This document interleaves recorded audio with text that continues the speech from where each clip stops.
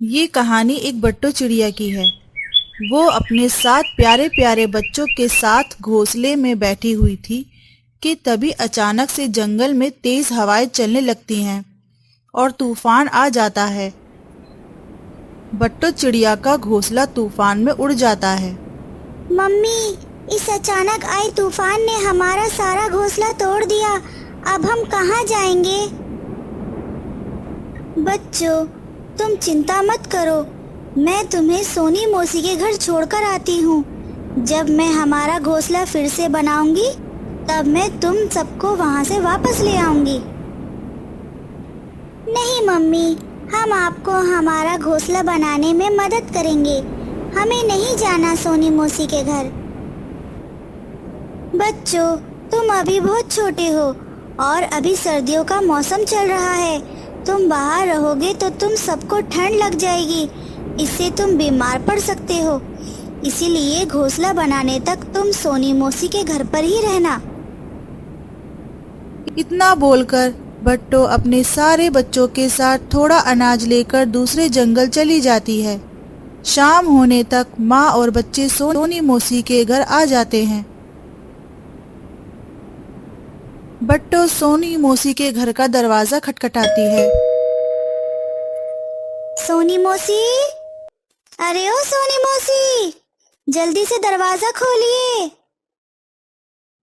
बट्टू बहुत देर तक सोनी मौसी के घर का दरवाजा खटखटाती रहती है, लेकिन सोनी मौसी ने दरवाजा नहीं खोला। अरे बट्टू, तुम यहाँ पर कैसे? क्या बताऊं बुलबुल बहन। बट्टू सारी बातें बुलबुल चिड़िया को बता देती है। इसीलिए मैं सोनी मौसी के घर आई हूँ, लेकिन सोनी मौसी तो यहाँ पर नहीं है। वो 2 दिन पहले अपनी बेटी से मिलने जंगल से बाहर गई हैं।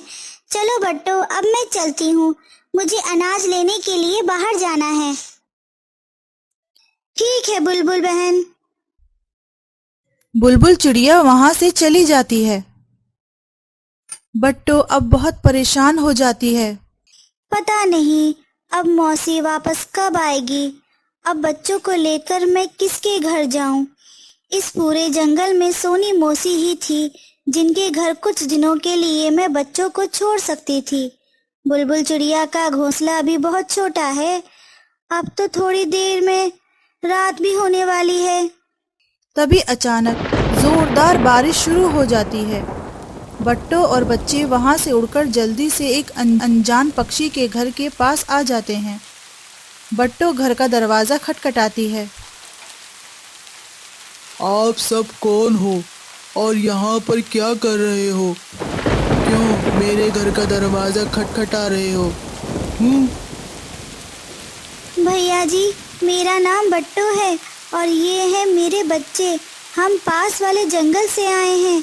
मैं यहाँ पर सोनी मौसी के घर आई थी, लेकिन वो तो घर पर नहीं है और अचानक से जोरदार बारिश शुरू हो गई। क्या आप थोड़ी देर के लिए बारिश रुकने तक आपके घर में पनाह दे सकते हो?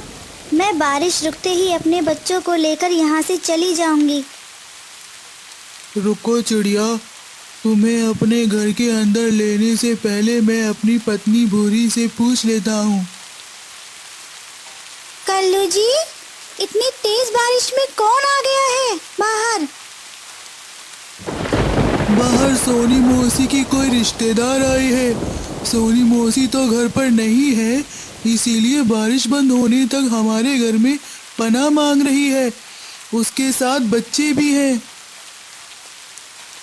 अरे नहीं नहीं कल्लू जी, मैं नहीं दे सकती हमारे घर में आसरा। जाओ, आप उस चिड़िया को मना कर दो। अरे भूरी, उसके पास एक पोटली भी है। लगता है उसमें अनाज है। तुम एक बार जाकर उससे बात तो कर लो। क्या क्या कहा? पोटली? रुकिए, मैं अभी जाती हूँ। सुन रही चिड़िया, मैं अपने घर में किसी को भी फ्री में रहने नहीं देती। तुम्हें बदले में कुछ तो देना होगा, तभी मैं तुम्हें घर के अंदर आने दूंगी। मेरी इस पोटली में अनाज है, आप इसमें से थोड़ा ले लो, लेकिन हमें आपके घर में थोड़ी सी जगह दे दो। ठीक है, तुम सब घर में आ सकते हो और अंदर आते समय अपने पैर पोंछ कर आना।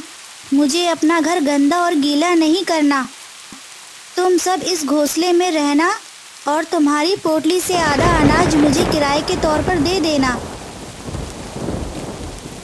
बट्टो आधा अनाज भूरी कौवी को दे देती है। भूरी कौवी अनाज लेकर अपने घर में वापस आ जाती है।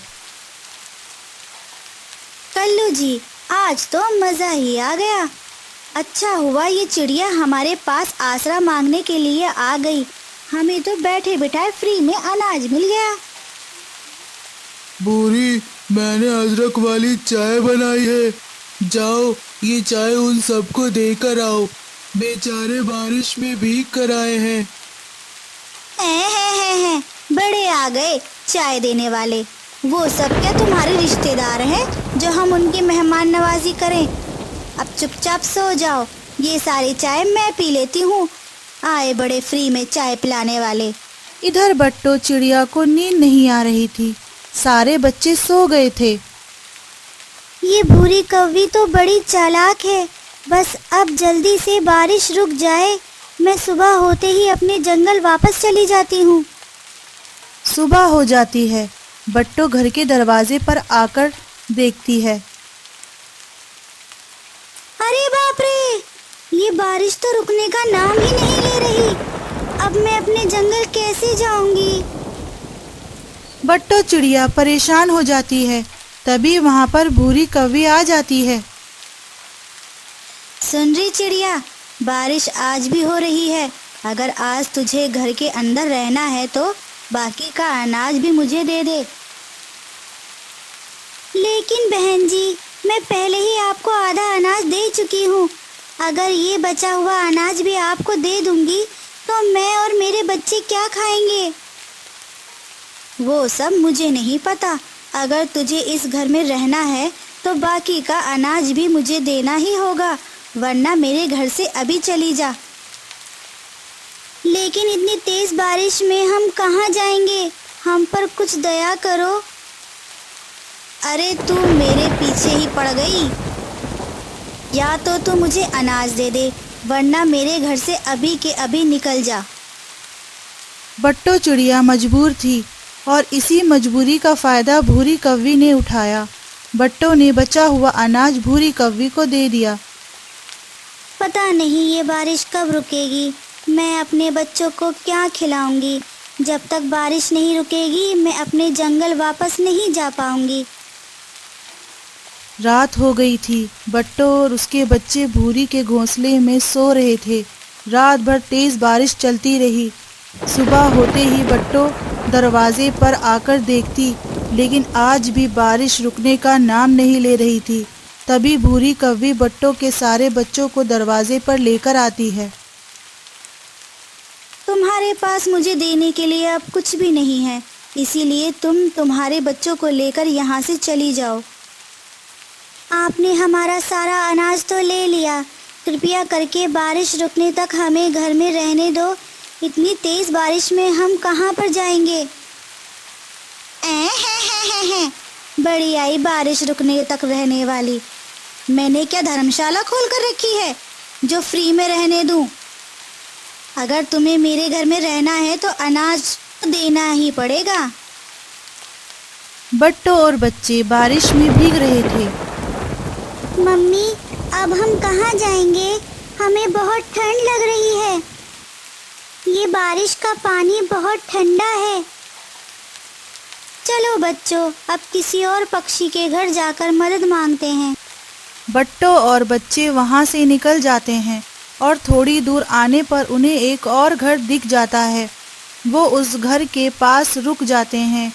बट्टो उस घर का दरवाज़ा खटखटाने ही वाली थी, तभी खिड़की से अंदर झांककर देखती है। अरे बाप रे, ये तो शिकारी चील का घर है। अगर इस घर के अंदर चली गई तो ये हम सबको खा जाएगा। बट्टो और बच्चे चुपके से वहाँ से निकल जाते हैं। लगातार बारिश में भीगने की वजह से बच्चों को तेज बुखार आ जाता है। बट्टो और बच्चे बड़े पेड़ के नीचे रुक जाते हैं। अब मैं क्या करूं? मेरे बच्चों को तो तेज बुखार आ गया है। इस जंगल में मैं और किसी को भी नहीं जानती। बट्टो रोने लगती है। तभी वहाँ पर रानो चिड़िया आ जाती है। अरे बहन, तुम इस तेज बारिश में बाहर क्या कर रही हो? तुम्हें मैंने इस जंगल में पहले कभी नहीं देखा। क्या तुम रास्ता भटक गई हो? बट्टो सारी बात रानो चिड़िया को बता देती है। तुम चिंता मत करो बहन, मैं तुम्हारी मदद करती हूँ। आओ मेरे साथ। रानो सबको साथ लेकर अपने घर आ जाती है। पहले इस कंबल से अपने बच्चों को ढक दो। तुम सबके लिए अदरक और इलायची की चाय लाती हूँ। रानो सबके लिए चाय लाती है, लेकिन बच्चे चाय नहीं पी रहे थे क्योंकि उनका शरीर बुखार से तप रहा था। बहन जी, बच्चों का बुखार तो बढ़ता ही जा रहा है। मैं अभी जाकर डॉक्टर उल्लू चाचा को बुला लाती हूँ। उल्लू चाचा बच्चों की जांच करते हैं। बच्चों को बहुत ठंड लगी है। मैं कुछ जड़ी बूटी दे रहा हूँ। आप ये इन्हें समय पर दे देना और जितना हो सके इन बच्चों को गर्म रखना। चाचा, आपकी फीस कितनी हुई? रानो चिड़िया, जिस हालत में ये माँ और बच्चे तुम्हारे घर आसरा लेने के लिए आए हैं, उस हालत में इनसे कैसे फीस ले सकता हूँ। चाचा, आपका बहुत बहुत शुक्रिया। कोई बात नहीं, अब मैं चलता हूँ। रानो बहन, आपका बहुत बहुत शुक्रिया जो आपने मेरी इस मुश्किल हालत में मदद की, वरना मेरे बच्चों का क्या होता। नहीं नहीं बट्टो बहन, इसमें शुक्रिया कैसा? ये तो मेरा फर्ज था। हमें मुश्किल वक्त में एक दूसरे के काम आना चाहिए। कुछ दिन ऐसे ही गुजर जाते हैं और बारिश भी रुक जाती है। रानो बहन, मुझे जाने का तो मन नहीं कर रहा, लेकिन अब मुझे चलना चाहिए। आपके साथ रहकर मुझे बहुत अच्छा लगा। लेकिन आपका तो घर टूट गया था, तो अब कहाँ पर रहोगी? पहले मैं अपना घोंसला फिर से बना लूंगी। तब तक आप मेरे बच्चों को अपने घर में ही रखो। घोंसला बन जाने के बाद मैं इन्हें लेकर जाऊंगी। बट्टो बहन, चाहे तो आप मेरे घर के पास ही अपना घर बना सकती हो। मम्मी, रानो आंटी सही कह रही हैं। हमें उस जंगल में वापस नहीं जाना चाहिए। वहाँ तो आए दिन तूफान आता जाता रहता है और हमारा घोंसला टूट जाता है। आप भी रानो आंटी के जैसा लकड़ी का घर बना लो, फिर हमारा घर नहीं टूटेगा। अरे बेटा, मुझे तो लकड़ी का घर बनाना आता ही नहीं है। अरे बट्टो बहन, तुम चिंता मत करो, मैं तुम्हारे लिए लकड़ी का मजबूत घर बना दूंगी। मुझे लकड़ी का घर बनाना आता है। आप बस जंगल से लकड़ियाँ लाकर मुझे दे दो, मैं घर बना दूंगी। बट्टो चिड़िया जंगल जाकर लकड़ियाँ इकट्ठा करके लाती है और रानो चिड़िया उन लकड़ियों का घर बनाती है। 2-3 दिनों में उनका लकड़ी का घर बनकर तैयार हो जाता है। रानो बहन, आपका फिर से बहुत बहुत शुक्रिया। आपने हमारे लिए इतना सुंदर, प्यारा और मजबूत लकड़ी का घर बना दिया।